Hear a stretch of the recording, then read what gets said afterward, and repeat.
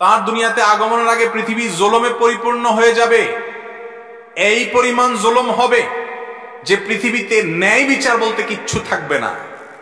জোর যার মুল্লুক তার, এটা গোটা দুনিয়ার রন্ধ্রে রন্ধ্রে প্রতিষ্ঠিত হয়ে যাবে। অনেকটা শুরু হয়ে গেছে না? ফিলিস্তিনে বাচ্চারা কাঁদে, তাদের মানবতা তখন কাঁদে না। আর অন্য কোন জায়গা একটা কুকুরও যদি কাঁদে, একটা বিড়ালও যদি কাঁদে, সকল টিভির ক্যামেরা সেখানে কাঁদাকাঁদি শুরু করে।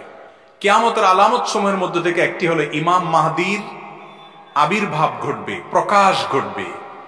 ইমাম মাহদি এমন একজন মানুষ যার নাম হবে আমাদের নবী করিম সাল্লাল্লাহু আলাইহি সাল্লামের অনুকরণে, এবং তিনি পৃথিবীতে আত্মপ্রকাশ ঘটাবেন। আল্লাহ তাআলা তার আত্মপ্রকাশ ঘটাবেন কখন, কোন সময়টাতে, পৃথিবীর অবস্থা কি হবে, এ সম্পর্কে হাদিসে যে বিবরণ এসেছে তার একেবারে সংক্ষিপ্ত সার বলতে গেলে, তার আসার আগে পৃথিবীতে দিন দুনিয়া থেকে বিদায় হওয়ার উপক্রম হবে। মানুষের ভিতরে দিনদারি থাকবে না। আস্তে আস্তে দুনিয়া সেদিকেই যাচ্ছে, ঠিক না ঠিক? মসজিদে মুসল্লি নেই, কিন্তু খেলার জন্য উন্মাদনার লোকের অভাব নাই। ভাইরা আমার, তার দুনিয়াতে আগমনের আগে পৃথিবী জুলুমে পরিপূর্ণ হয়ে যাবে। এই পরিমাণ জুলুম হবে যে পৃথিবীতে ন্যায় বিচার বলতে কিচ্ছু থাকবে না। জোর যার মুল্লুক তার, এটা গোটা দুনিয়ার রন্ধ্রে রন্ধ্রে প্রতিষ্ঠিত হয়ে যাবে। অনেকটা শুরু হয়ে গেছে না? দেশে বিদেশে দুনিয়াতে সারা পৃথিবীতে আজ যাদের গায়ে জোর আছে তারা যা বলে সেটাই নীতি, ঠিক না ঠিক? ইউরোপিয়ানদের গায়ে জোর আছে, তারা যা বলে ওইটাই নীতি। আমেরিকানদের গায়ে জোর আছে, তারা যা বলে সেটাই নীতি। আজ দুর্বলদের কোনো না কথার দাম আছে, না আদর্শের দাম আছে, না তাদের কোনো অধিকার আছে, ঠিক না ঠিক? আমার এক বন্ধু, তিনি ডেনমার্কে থাকেন, আমাকে একবার বললেন, ভাই আমার কাছে অদ্ভুত লাগে, যেই তথাকথিত উন্নত বিশ্বের মানুষেরা আমাদেরকে সবক শিখায়, মানবতা শিখায়, আদর্শ শিখায়, তারা আমাদের চাইতে অনেক উন্নত, আমাদেরকে শিক্ষিত বলে আমরা তাদেরকে মনে করি, এবং তাদেরকে অনেক ক্ষেত্রে আমাদের দেশের মানুষেরা অন্ধের মতো মানে যে তারা আদর্শবান, তারা সভ্য, তারা নাকি ভদ্র, তারা নাকি উন্নত। বলে যে একটা এক্সাম্পল নেন, যখন লিবিয়া এবং সিরিয়ার, বিশেষ করে সিরিয়ার মুসলমানরা যখন নিজেদের দেশে থাকতে পারছেন না, যুদ্ধ পরিস্থিতিতে ইউরোপের দিকে পাড়ি জমাতে লাগলো, তিনি বলেন যে আমার দেশের বর্ডার ক্রস করে যাতে জার্মানি বা কোনো দেশ তাদেরকে আশ্রয় দিতে চাচ্ছে, সেখানে যেন যেতে না পারে, সেজন্য নানামুখী প্রতিবন্ধকতা সৃষ্টি করা হয়েছে, ট্রেন বন্ধ করে দেওয়া হয়েছে।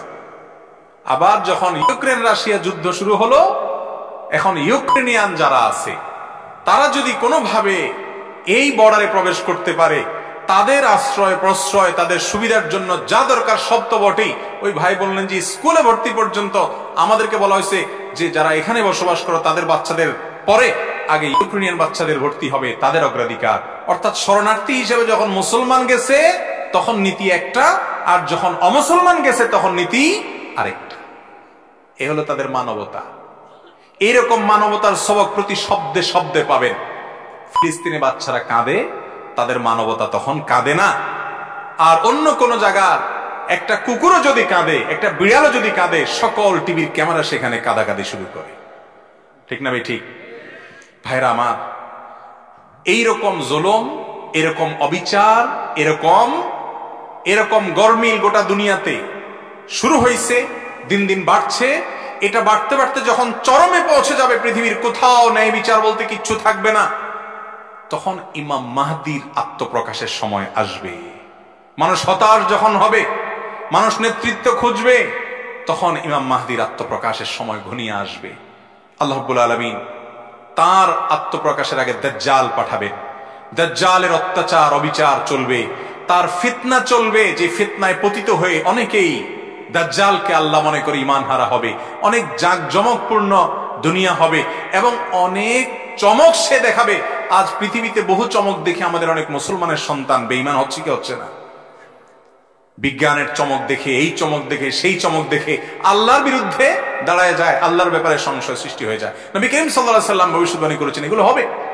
তো এরকম পরিস্থিতি হবে ভাইরা আমার, এমন কি দুর্ভিক্ষ দেখা দিবে কয়েক বছর, কোন কোন বর্ণায় 3 বছরের কথা, কয়েক বছরের কথা বিভিন্ন বর্ণায় আসছে যে ইমাম মাহদির আত্মপ্রকাশের আগে পৃথিবীতে এরকম দুর্ভিক্ষ দেখা দিবে। এরপর আল্লাহ তাআলা ইমাম মাহদির আত্মপ্রকাশ ঘটাবেন, তিনি লড়াই করবেন দাজ্জাল এবং দাজ্জালিপনার বিরুদ্ধে, এবং আল্লাহ তাআলা তাকে এমন একটা শাসন দিবেন যে শাসনে আল্লাহর পক্ষ থেকে বারাকা আসছে, আসমান থেকে বারাকা আসছে, সবকিছুতে বরকত আছে। পৃথিবীতে আবার তিনি ইনসাফ এবং নিষ্ঠা দিয়ে পুরো পৃথিবীকে পরিপূর্ণ করবেন।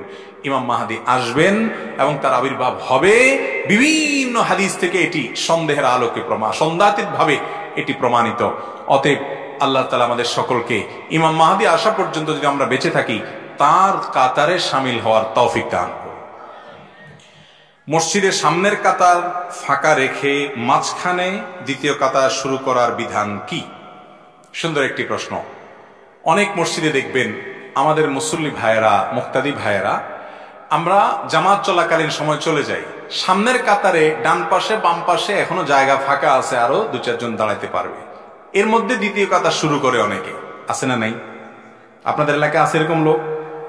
যারা এই কাজটা করেন, অনেকে এটা এই জন্য করেন যে প্রথম কাতারের ওই কোনা পর্যন্ত যেতে যেতে ইমাম সাহেবকে আর ধরা যাবে না। তো ইমাম সাহেবকে যাতে রুকুর মধ্যে ধরা যায়, বিশেষ করে ইমাম রুকুতে গেলে তামাশা দেখা যায় বেশি, তাই না? যে ইমাম রুকুতে চলে গেছে, এখন যদি আমি যাইতে যাইতে ওই সামনের কাতারের ডান বা বাম কোনা পর্যন্ত যাই, ততক্ষণে ইমাম সাহেব বেচারা উঠে যেতে পারে, আমার রাকাতটা মিস হয়ে যাবে।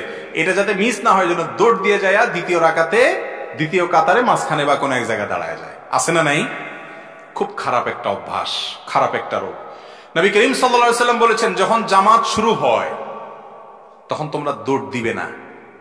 ফামশু ওয়া আলাইকুম বিসাকিনা, তখন তোমরা এমন ভাবে জামাতের দিকে হাঁটবে যেন তোমাদের উপরে সাকিনা, তোমরা প্রশান্ত চিত্তে তোমরা না আপনার হাঁটবে, অর্থাৎ ধীরে ধীরে ধীরস্থিরতার সাথে সুকুনের সাথে তোমরা যাবে, তাড়াহুড়া করে যাবে না। কেন তাড়াহুড়া করা যাবে না? আল্লাহর ইবাদতে শামিল হতে যাচ্ছেন, যদি আপনি জোর দিয়ে যান, হাঁপাইতে হাঁপাইতে যান, তো আপনার মনোযোগ নষ্ট হবে নামাজের মধ্যে, আপনি পড়ে অ্যাক্সিডেন্ট করতে পারেন। ধীরস্থিরতার সাথে যাবেন। গুরুত্বপূর্ণ কোনো ব্যক্তির সাথে, একজন এমপির সাথে সাক্ষাৎ করতে গেলে আপনি দৌড় দিতে দিতে হাঁপাইতে হাঁপাইতে যায়, হাঁপাইতে হাঁপাইতে তার সামনে ঢুকবেন, যাওয়ার আগে কত পরিপাটি হবেন, সব ঠিকঠাক করবেন, পোস্টপাস দিবেন, সব ঠিক আছে কিনা, এরপর ঠান্ডা মাথায় প্রবেশ করবেন, ঠিক না ঠিক? তো আল্লাহর দরবারে যখন যাবেন এরকম দৌড় দিবেন না। অনেকে দৌড় দেয় জামাত ধরার জন্য, যে রুকু যাতে মিস না হয়ে যায়, জামাত যাতে মিস না হয়।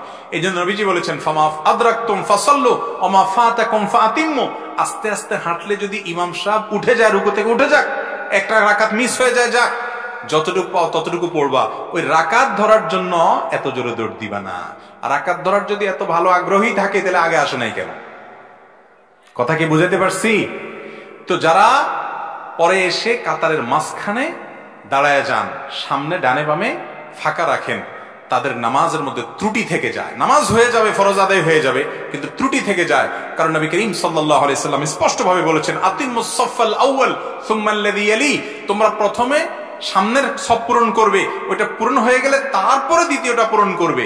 এবং তিনি বলেছেন, লা তাদাউল ফুরজাত বা লা তাদারুল ফুরজাত লিশ-শাইতান, কাতারের মধ্যে শয়তানের জন্য জায়গা রাখবা না, ওটা ফিল আপ করবে, তারপরে সামনে পরবর্তীতে পিছনের দিকে আসবে। এই জন্য ভাইরা আমার, কখনো এই কাজ করা যাবে না। তবে নামাজটা কোনো মতো হয়ে যাবে, পূর্ণাঙ্গ হলো না যদি আপনি কাতার ফাঁকা রেখে আসেন। অবশ্যই কাতার পূর্ণাঙ্গ করে তারপর দ্বিতীয় কাতার, পরবর্তী কাতারে দাঁড়াতে হবে। অনেকে আজান দেওয়ার আগে কোরআন তেলাওয়াত, গজল এসব করে থাকে, এটা কি সঠিক? আজান একটা ইবাদত। আজান একটা কি ইবাদত? একটু আগে আলোচনায় বললাম, সেইভাবে করতে হবে যেভাবে মুহাম্মদ সাল্লাল্লাহু আলাইহি ওয়াসাল্লাম করেছে। অতএব তার আজানের আগে কোনো গজল তেলাওয়াত এরকম আলাদা কিছু ছিল? আপনি মাইক টেস্টিং করতে পারেন, ঠিক আছে, মাইক ঠিকঠাক আছে কিনা হো হা করতে পারেন, কিন্তু আপনি অনেক জায়গায় দেখবেন আজানের আগে অনেকক্ষণ ধরে এটা পড়ে সেটা পড়ে, দুরুদ পড়ে। আরে ভাই, দুরুদ আজানের পরে পড়া সুন্নত এবং সেটা আজানের সাথে সম্পৃক্ত না। আজানের পরে সবাই ইন্ডিভিজুয়াল দুরুদ পড়বে এবং আজানের দোয়া পড়বে, সেটা হাদিস দ্বারা সাব্যস্ত। কিন্তু আজানের আগে আসসালাতু ওয়াসসালামু আলাইকা ইয়া রাসূলুল্লাহ অনেক এলাকায় আছে। আবার আজানের আগে অনেকে গজল লম্বা আয়াত পড়ে না। ভাই, এগুলো কোরআন হাদিসে কোথাও করতে বলা হয়? আমাদেরকে আল্লাহ বলেছেন, মা আতাকুমুর রাসূলু ফাখুযুহু, রাসূল সাল্লাল্লাহু আলাইহি ওয়াসাল্লাম তোমাদেরকে যেটা দিয়েছেন সেটাকে ধরো। আপনি একজন মুসলমান হিসেবে খুঁজবেন যে রাসূল সাল্লাল্লাহু আলাইহি ওয়াসাল্লাম আজানের আগে এরকম কিছু করতে বলেছেন কিনা, বলেন নাই, তো আমরা কেন করব? মাইক টেস্টিং করতে পারি, সেটা তো ভিন্ন বিষয়। ইবাদত হিসাবে করতে হলে অবশ্যই সেটা থাকতে হবে কোথায়? নবী করিম সাল্লাল্লাহু আলাইহি ওয়াসাল্লামের হাদিসে অথবা আল্লাহর কালামে। বিধায় এটা করা যাবে না যদি কেউ ইবাদত হিসাবে করে। হ্যাঁ, মাঝে মধ্যে একটু গলা পরিষ্কার করার জন্য করলো, হ্যাঁ, একটু মাইক টেস্টিং এর জন্য করলো, সেটা ভিন্ন বিষয়।